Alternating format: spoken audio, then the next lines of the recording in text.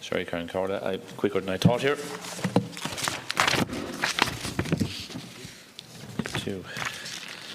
To ask the Minister for Agriculture for the Marine, his efforts in making these new markets in the context of Brexit. The efforts being made by agencies under his remit to provide support for agribusiness, and they can make a step in the matter. I suppose in the context of Brexit, Minister, is a huge challenge at the moment.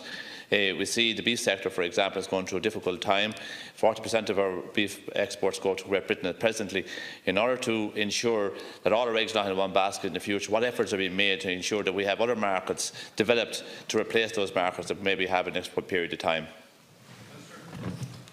Thank you, Deputy. The pursuit and development of new markets for Irish agri-food exports is an ongoing and central component of the strategic development of the agri-food sector as set out in Foodwise 2025, and is of particular relevance given the need to diversify our markets and to reduce our exposure to the United Kingdom market in light of Brexit. For example, over the last number of budgets, I have significantly increased funding to Bord Bia in order to allow it to identify alternative priority markets, to support market diversification efforts by individual companies, and to support promotional campaigns for Irish agri-food exports to international markets, for example in the case of beef to Germany and the Netherlands. In addition, since the UK referendum, I have led trade missions to Saudi Arabia, the United Arab Emirates, China, Hong Kong, Canada, the United States, Mexico, Japan, South Korea, Malaysia, Indonesia, and in February of this year to Turkey. Further missions are planned this year to China, which commences this weekend, Japan and South Korea in June, and Algeria and Egypt in November. Trade missions play an important role in securing greater market access and in deepening trade with existing markets, and destinations are chosen in accordance with market access requirements, industry intelligence, and the market prioritisation activities of Bord Bia. I would also highlight my department's plans to expand its staffing in international locations over the period to the end of 2024 in accordance with the Government's Global Ireland 2025 initiative. This will see the creation of new agricultural attaché posts in a number of new locations, primarily aimed at supporting the market development activities that will take place in these regions over the coming years. More generally, my department will continue to seek out and identify new markets, and I am ready to respond as appropriate to other opportunities as they may arise. Thank you, Minister, for your reply. There's no doubt, I suppose, there have been a lot of trade missions which are very welcome over the last period of time. But the result of that is, I suppose, we have seen the Chinese market in particular opened up in more recent times. But there does seem to be a lot of slowness about that. What efforts can be made to I suppose, accelerate the pace of these markets opening up? With the amount of beef, for example, beef custa have been exported to China in the last period of time, and other markets that have been opened up is quite small in the overall scheme of things. In order for us to be able to replace the market we have at the moment in Great Britain, we're going to have to accelerate this exports to other countries at a greater speed than we are at the moment. What can be done? Bord Bia can do quite a bit, obviously. You can do quite a lot in trade missions. But in order to get to the final destination at a quicker speed, what can be done in order to accelerate that?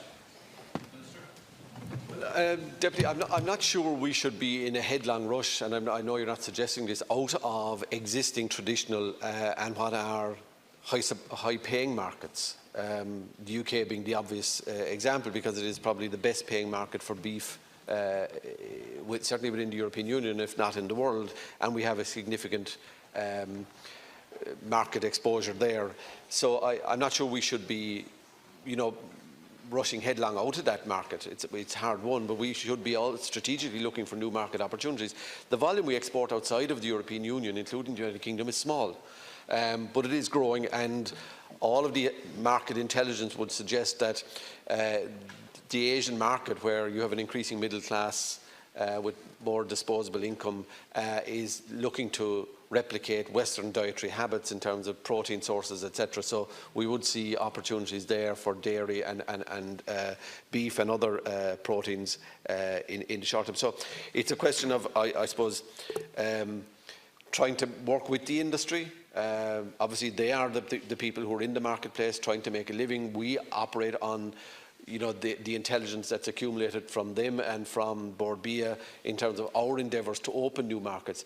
But as for directing us into, deliberately moving product into one over another, I think that's an industry call. But the function of the department is to have as many markets as possible open, and I think we're making significant progress in that regard. We have, in terms of the market access unit in my own department, significant additional resources gone in there, significant additional resources gone into Bord Bia. So it's never a case that we're saying we're all right and all knowing, but we continuously test our systems against the intelligence that's available to us from the industry and from Board BA. Thank you again, Minister. I suppose no doubt I wasn't suggesting, you're right to say that I wasn't suggesting that we should displace our total GB market. I think it's a very important market. We should try and continue to develop it. But in the event of difficulties, we have seen in more recent times when difficulties did arise, the potential consequences of that market, you've seen the price drop. We need to have something to replace that market going forward in the event that situations do develop in the future. Hopefully that we won't have a catastrophic situation whereby there will be a hard Brexit, for example, which will obviously be going to be very difficult. But I do think it's difficult when we have all our eggs in the one basket. Traditionally, we're seeing whenever everything is in the one basket, there was going to be a difficulty. We don't have an alternative. I do think it's important that we do develop these alternatives as quick as possible. It will create greater competition in the market, and competition is the life of trade, no matter whether it be in any business. And the more markets we have, the better competition. And what can we do, I suppose, to speed up the veterinary process? Well, I think they're very important as well. We've seen veterinary inspections coming from these markets, and they're important. And what can they be done? Can they be speeded up a bit quicker to make sure these markets are ready when we have the supply of beef, for example, at its premium, at its prime level? I mean, in terms of market access, it has to be remembered that we are dealing with the competent authorities of other jurisdictions who see their function as obviously to make sure that they're protecting their consumers in terms of the quality of the product. If it was a case of a universal standard to meet, I've no doubt in the wide earthly world that we meet it, but no individual country is going to submit its sovereignty in that area. So we have to work and engage with the competent authorities in every country. As I said earlier, Deputy, we have the Turkish authorities in the department this week in terms of looking at the trade we do there and how we might improve it.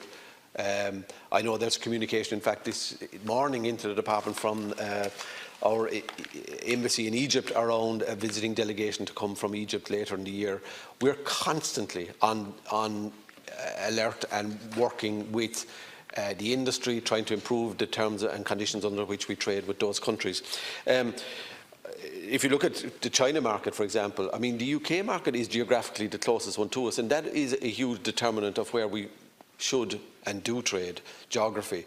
But the China market will grow, I've no doubt, and will grow significantly this year. Already in the first quarter of this year, we've put in nearly 1,000 tonnes when we did 1,400 tonnes last year. So I think that's going to grow significantly.